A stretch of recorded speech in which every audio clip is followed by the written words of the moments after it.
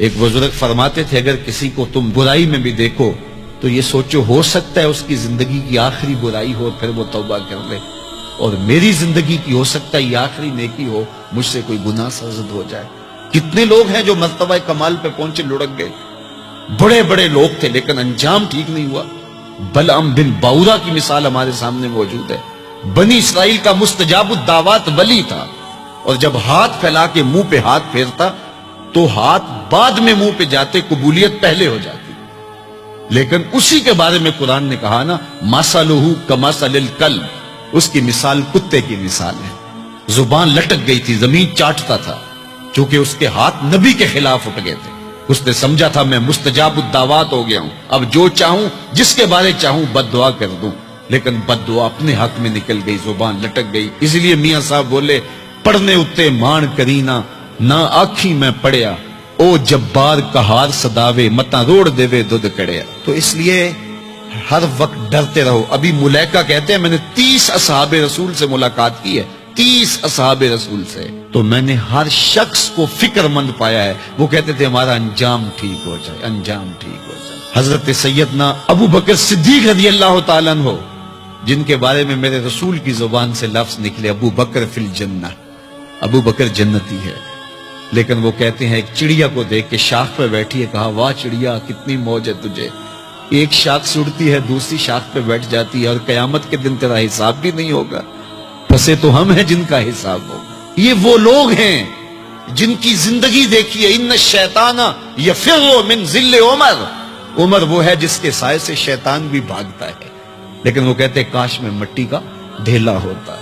اللہ اکبر، یہ وہ لوگ ہیں جن کی زندگیاں تقوی سے عبارت تھی، اور اللہ کی خشیت جن کے سینوں کا نور تھا اور باطن کا سرور تھا۔ ہمارے بہت سارے معاملے اور بہت ساری خرابیوں کی جڑ یہ ہے کہ ہم نے اس دنیا کو اوڑھنا بچھونا بنا لیا۔ ایسے اس دنیا میں ہم زندگی گزار رہے ہیں جس طرح ہم نے اس دنیا سے کبھی جانا ہی نہ ہو۔ اس لیے دنیا کی بے رغبتی، دنیا کی بے رغبتی کا مطلب یہ نہیں ہے کہ ترک دنیا کیا جائے۔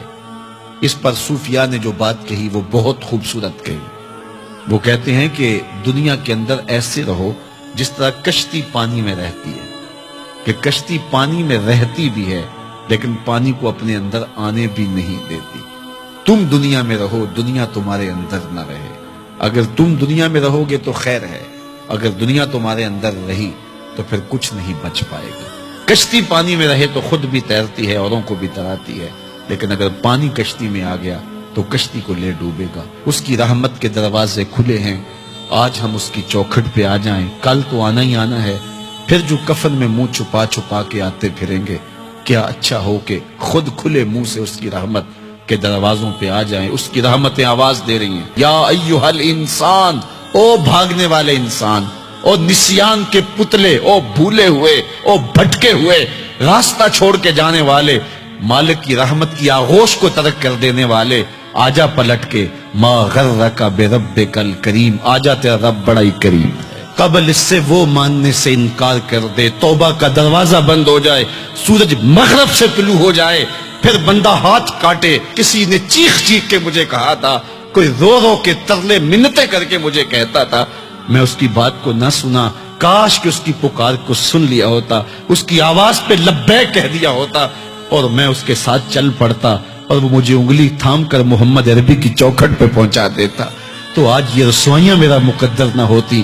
صاحبو آؤ، کتاب رحمت آواز دے رہی ہے، کتاب رحمت تمہاری انگلی تھام رہی ہے اور تمہیں حضور کی چوکھٹ تک پہنچا رہی ہے، اور آمنہ کا لال تجھے اپنے دامن میں لے کے رب سے مغفرت اور بخشش کا پروانہ لے کے دے رہا ہے۔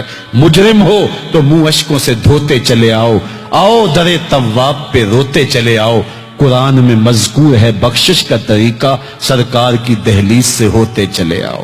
اور تھوڑی سی زندگی باقی ہے، بہت زندگی کاٹ چکی، آوارگی میں کاٹ دی، اور گناہوں میں کاٹ دی، منمانیوں میں کاٹ دی، خواہشات نفس میں کاٹ دی۔ آئیے ابھی سے اپنے اندر کو تبدیل کر لیجئے، اپنے احوال کی تبدیلی کا عزم مصمم کر لیجئے۔